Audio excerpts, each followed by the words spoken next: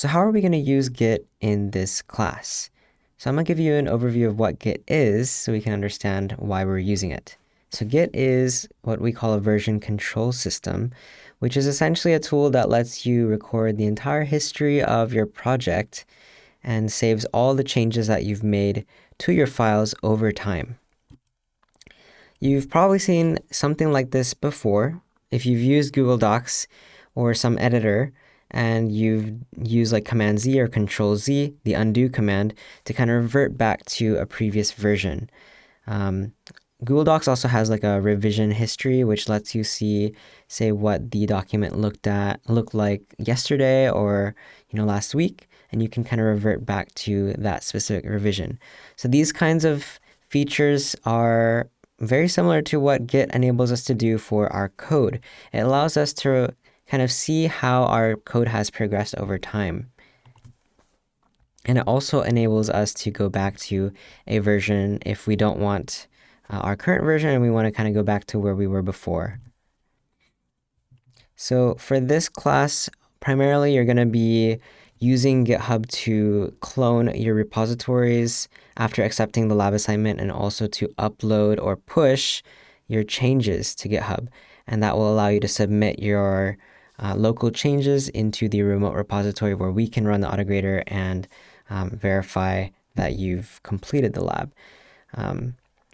If you're interested in learning a little bit more about Git and how it works under the hood, there's a lot of documentation out there.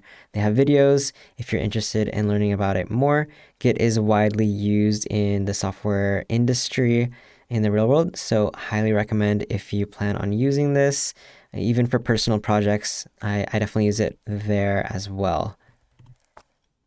So I have a diagram here that kind of will show what visually you're doing when you're downloading or cloning the repo for your lab assignment.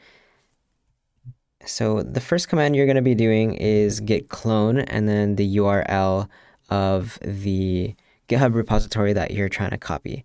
So you're going to be taking say, lab 01, which is in the remote repository in GitHub, and you're going to clone it into your CS50 sandbox or your computer, wherever you're working, so that you can have it in what's called the working directory, which is where you're going to be making your edits to your files. When you make changes and say that maybe you didn't complete the lab or you did complete the lab, but you want to kind of upload the changes or the progress that you've made so far, there's going to be a series of 3 commands that you'll want to do so that you can upload those changes. So the first is git add. It accepts the file name, or you can use a period, so git add and then just a dot to add all of the changes that you've made. In the case of this lab, we have one file that you'll be editing called main.cc, so you might just type git add and main.cc to indicate that that's the file that you want to put in the staging area. So the staging area is the place that kind of indicates that these files here are ready to be committed. So the next command after that would be to do git commit, and after you've committed and typed in a message to kind of describe what change you've made, you can push that to the remote repository. And once you've done this, you'll be able to see your change on github.com in your repository. So here is a more thorough submission guide.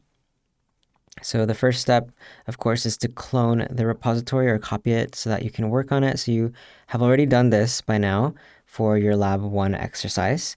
So at this point, you will have progressed on your lab, or you might have completed main.cc. So at this point, you're going to do git add and then the files, in this case main.cc, to add that into the staging area. And then the next step would be to type git commit.